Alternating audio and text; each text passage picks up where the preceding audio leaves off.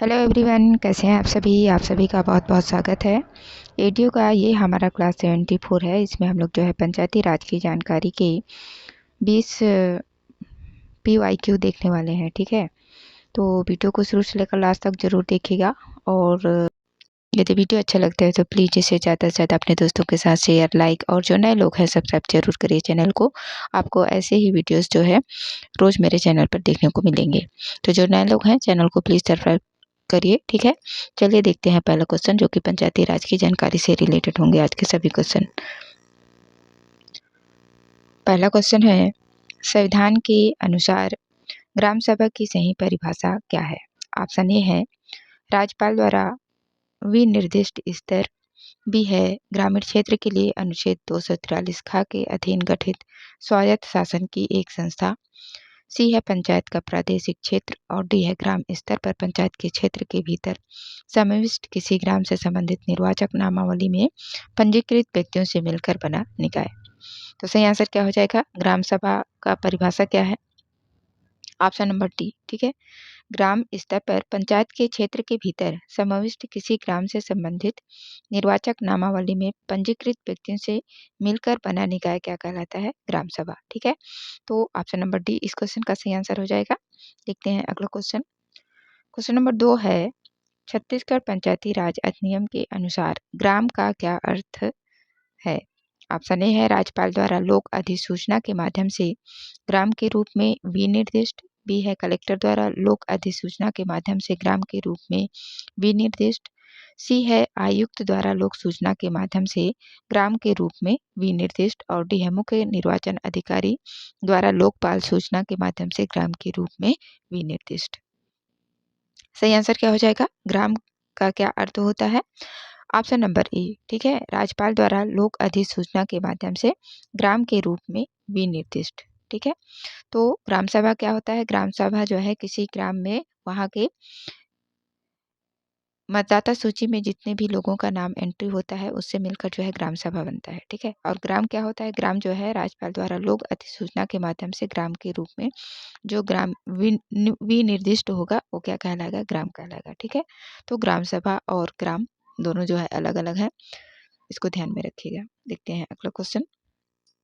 Question number 3 है, किसी ग्राम सभा की गणपूर्ति के विषय में सही क्या है?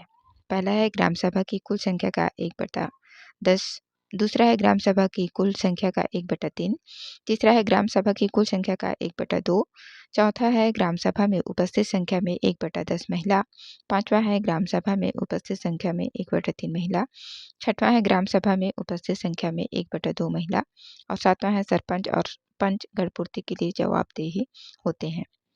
तो सही आंसर क्या हो जाएगा? ग्राम सभा की गणपूर्ति के विषय में 1, 5 और 7। एक क्या है? पहले नंबर पे ग्राम सभा की कुल संख्या का 1/10 भाग जो है ग्राम सभा में उसकी गणपूर्ति के लिए आवश्यक है। इसके बाद फिर ग्राम सभा में उपस्थित संख्या में 1/3 संख्या जो है महिलाओं का होना चाहिए और सातवां नंबर है सरपंच और पंच जो है ग्राम सभा की गणपूर्ति के लिए जवाबदेही होते हैं। ठीक है, तो ग्राम सभा की गणपूर्ति के विषय में जो सही तथ्य हैं, ग्राम सभा की कुल संख्या का 1/10 भाग होना चाहिए और ग्राम सभा में उपस्थित जितनी भी संख्या है उसमें से 1/3 भाग जो है महिलाओं का होना चाहिए और ग्राम सभा की गणपूर्ति के लिए पंच और सरपंच जो है जवाबदेही होते हैं। ठीक है, तो 1, 5 और 7 सही आंसर होंगे। ठीक है, ऑप्शन नंबर डी। देखते हैं अगला क्वेश्चन। क्वेश्चन नंबर 4 है, यदि ग्राम सभा की बैठक में गणपूर्ति उपस्थित नहीं है तो क्या होगा? ऑप्शन ए है ग्राम सभा की बैठक स्थगित हो जाएगी, बी है ग्राम सभा की बैठक निर्धारित अनुसूची के अनुसार होगी, सी है ग्राम सभा महत्वपूर्ण मामलों पर विचार नहीं करेगी और डी है यह जनपद, जिला पंचायत, कलेक्टर को सूचित किया जाएगा।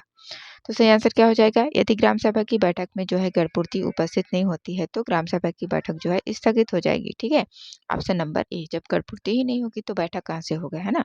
तो ग्राम सभा की जो बैठक होगी वो स्थगित हो जाएगी। देखते हैं अगला क्वेश्चन। क्वेश्चन नंबर 5 है, ग्राम सभा की अध्यक्षता के संदर्भ में सही क्या है? ठीक है, ग्राम सभा की अध्यक्षता कौन करेगा, है ना?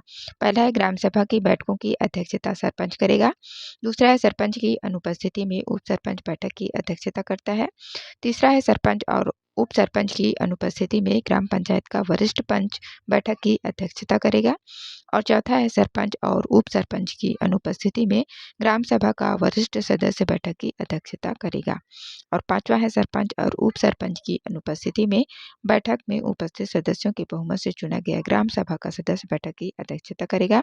और छठवां है सरपंच और उप सरपंच की अनुपस्थिति में महिला पंच बैठक की अध्यक्षता करेगी। तो सही आंसर क्या हो जाएगा? 1, 2, 5। ठीक है, ग्राम सभा की बैठकों की अध्यक्षता जो है हमेशा सरपंच करता है, लेकिन यदि सरपंच नहीं रहता है तो उप सरपंच है ना बैठक की अध्यक्षता करेगा। और इसके बाद दोनों अनुपस्थित हैं, ठीक है, सरपंच उप सरपंच दोनों की अनुपस्थिति में बैठक की अध्यक्षता कौन करेगा? ग्राम सभा का सदस्य जो कि बहुमत के द्वारा चुना जाएगा, है ना, वो क्या करेगा? ग्राम सभा की बैठक की अध्यक्षता करेगा। 1, 2, 5, ऑप्शन नंबर सी। ठीक है, ऑप्शन नंबर सी इस क्वेश्चन का सही आंसर हो जाएगा। देखते हैं अगला क्वेश्चन।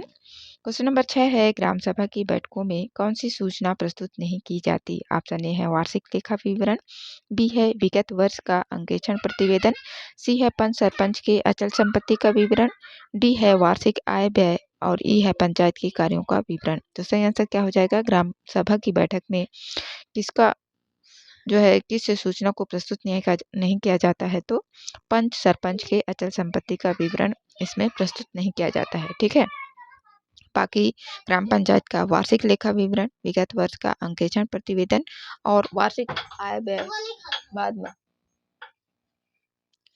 पंचायत के कार्यों का विवरण, ठीक है, ये सभी जो है ग्राम सभा की बैठक में प्रस्तुत किया जाता है। जो प्रस्तुत नहीं किया जाता है क्या है? पंच सरपंच के अचल संपत्ति का विवरण, ऑप्शन नंबर सी। ठीक है, देखते हैं अगला क्वेश्चन।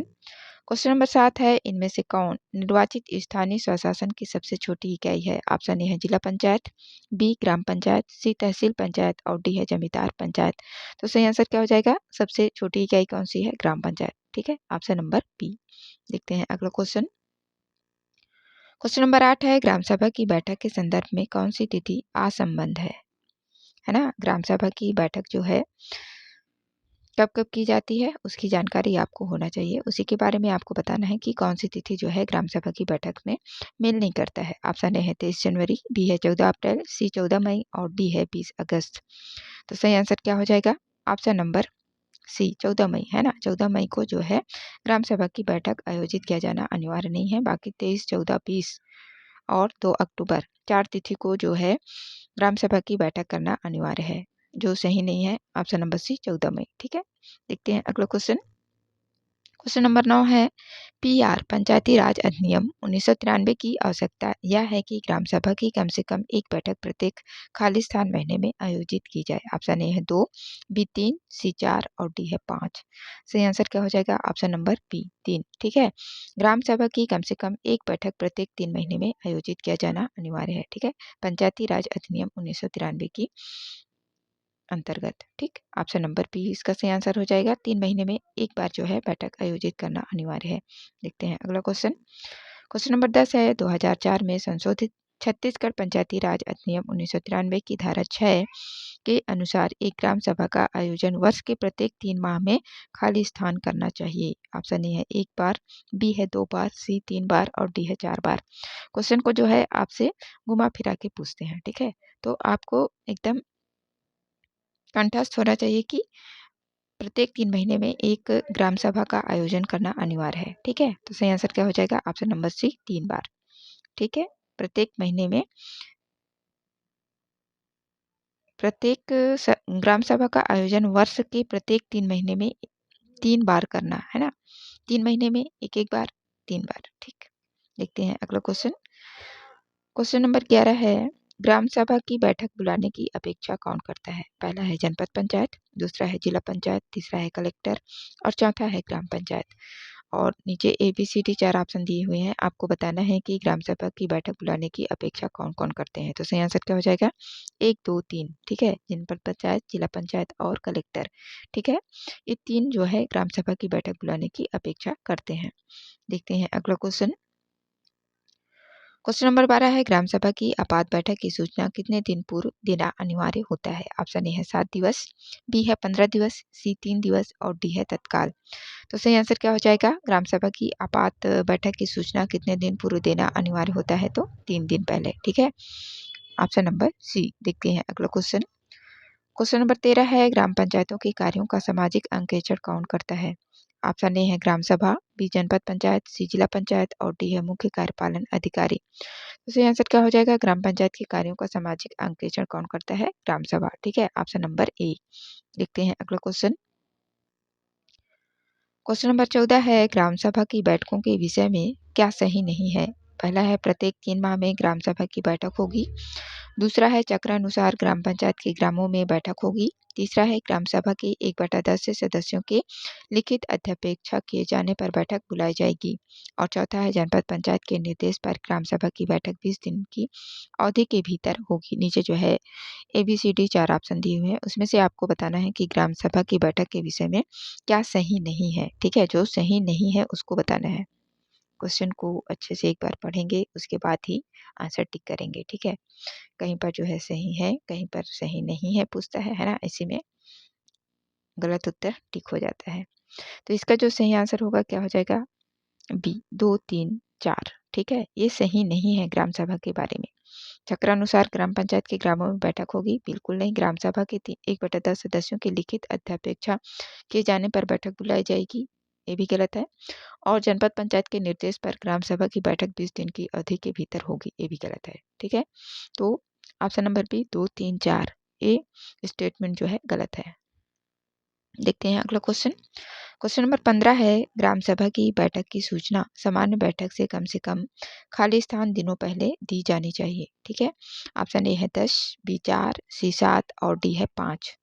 सामान्य बैठक की सूचना, ठीक है, कितने दिन पहले दी जानी चाहिए? 7 दिन। ठीक है, 7 दिन पहले जो है सामान्य बैठक की सूचना दी जानी चाहिए और आपात बैठक की सूचना 3 दिन पहले। दोनों को ध्यान में रखिएगा, दोनों क्वेश्चन जो है परीक्षा में पूछे जा चुके हैं। देखते हैं अगला क्वेश्चन। क्वेश्चन नंबर 16 है, यदि एक ग्राम पंचायत की ग्राम सभाओं के मध्य मतभेद पाया गया तो इसका हल कैसे निकाला जाएगा? ऑप्शन ए है इसका हल ग्राम पंचायत करेगी, बी है इसका हल शासन करेगा, सी है इसका हल ग्राम पंचायत के मुख्यालय की ग्राम सभा करेगी और डी है इसका हल ग्राम सभाओं की संयुक्त बैठक में बहुमत से होगा। तो सही आंसर क्या हो जाएगा? Option number D. ठीक है, यदि एक ग्राम पंचायत की ग्राम सभाओं के मध्य मतभेद पाया गया तो इसका हल जो है ग्राम सभाओं की संयुक्त बैठक में बहुमत से होगा। ठीक है, ऑप्शन नंबर डी। देखते हैं अगला क्वेश्चन। क्वेश्चन नंबर 17 है, ग्राम सभा की बैठकों के विषय में सही क्या है? पहला है नगर पंचायत बैठक बुलाने के लिए कह सकता है, दूसरा है जनपद पंचायत बैठक बुलाने के लिए कह सकता है, तीसरा कलेक्टर बैठक बुलाने के लिए कह सकता है और चौथा है सरपंच बैठक बुलाता है और पांचवा यदि ग्राम सभा के 1/4 सदस्य लिखित में अनुरोध करें तो सरपंच बैठक बुलाएगा। तो सही आंसर क्या हो जाएगा? Option number 2, 2, 3, 4। ठीक है, ग्राम सभा की बैठक बुलाने के विषय में है ना, तो इसमें तो नगर पंचायत का कोई रोल ही नहीं है, ये ऐसे ही कट गया। ठीक है, बचे 2, 3 और 4।